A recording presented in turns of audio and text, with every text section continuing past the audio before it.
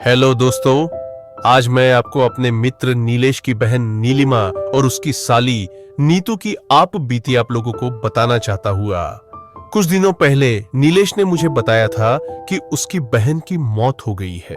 यह सुनकर मैं बहुत दुखी हो गई और मैंने उसकी मौत का कारण पूछा तो उसने पूरी घटना मुझे सुनाई। हाँ, कुछ दिनों पहले नीलेश उसकी बहन नीलिमा और साली नीतू के साथ कहीं घूमने गए थे।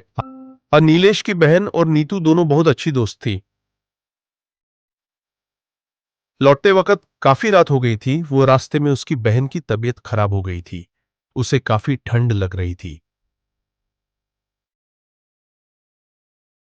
हमारा घर अभी भी 100 किमी दूर था और रास्ते में कोई भी रुकने की जगह नहीं मिल रही थी। और थोड़ी देर के बाद हमें एक होटल दिखाई दी तो नीतू ने होटल में रुककर उसकी बहन को आराम देने को कहा। उस होटल के काउंटर पर हमने जब रूम के लिए पूछा तो उसने बताया कि सभी रूम फुल थे क्योंकि उस रास्ते पर केवल वही एक ढंग की होटल थी वामू। लेकिन तभी होटल के मैनेजर ने बताया कि एक रूम खाली था, रूम नंबर 13। हमने उस समय अंधविश्वासी वाली बातों को ना सोचकर रूम ले लिया। जैसा कि आप लोग जानते हैं कि रूम ना था। 13 को अशुभ माना जाता है और कई होटलों में इस नंबर का कोई रूम नहीं होता है। लेकिन यह होटल कई साल पुराना था। जैसे ही वो तीनों उस रूम में गए तो उन्हें नेगेटिव एनर्जी महसूस हुई। उस रूम की कंडीशन तो ठीक थी, लेकिन ऐसा लग रहा था जैसे बरसों से यहां कोई रहने नहीं आया हो। उन्होंने कुछ ज्यादा नहीं सोचा। अब वो अपनी बहन नीलिमा के लिए काउंटर से पेनकिलर लेने को गया। काउंटर से टेबलेट लेकर जैसे ही रूम में आया तो देखा कि उसकी बहन बालकनी में खड़ी बातें कर रही थी। नीलेश में सोचा, नीतू और उसकी बहन दोनों बालकनी में बातें कर रही है। लेकिन जैसे ही उसके पास गया तो उसकी बहन के अलावा कोई नहीं था। उसने उसकी बहन से पूछा कि तुम किससे बातें कर रही थी, तो उसने सिर्फ सर हिलाकर मना कर दिया। तभी नीतू वॉशरूम से आई।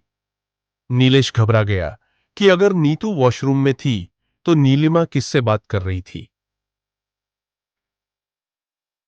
नीलेश ने नीलिमा को टेबलेट दी और सो जाने को कहा। अब नीतू और नीलिमा दोनों बेड पर सो गए और नीलेश सोफे पर सो गया। सुबह जब क्लीनर कमरे की सफाई के लिए आया तो दरवाजा खुला था और वो जब अंदर आया तो देखा कि कमरे में खून की खून था और नीलिमा मर चुकी थी।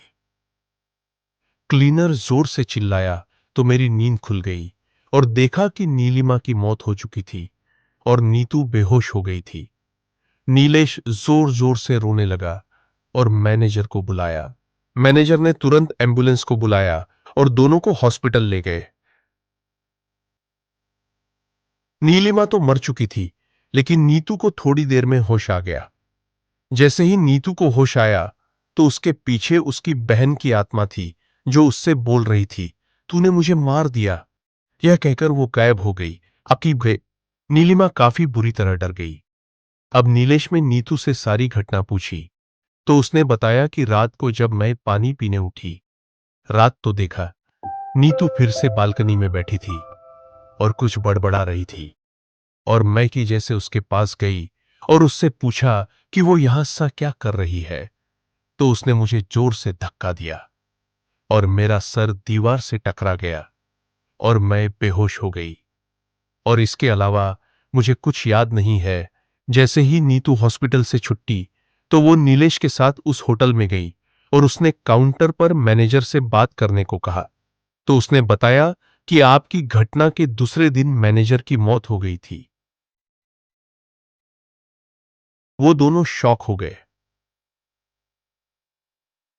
उन्होंने क्लीनर से माजरा समझने की कोशिश की तो उसने बताया कि आप जिस रूम में रुके थे वो प्रेत बाधित था और रात में वहां कोई नहीं रुकता है, लेकिन मैनेजर ने पैसों के चक्कर में रूम आपको दे दिया। इस रूम में पहले भी 2 मौतें हो चुकी है। हाँ, अब सारी बात नीलेश को समझ में आई। इस घटना के बाद नीलेश काफी सदमे में चला गया और कभी किसी होटल में नहीं रुका। तो मित्रों, आपको आगे ऐसे ही मेरे मामा के साथ बीती घटना को अगले अंश में सुनाऊंगा। धन्यवाद।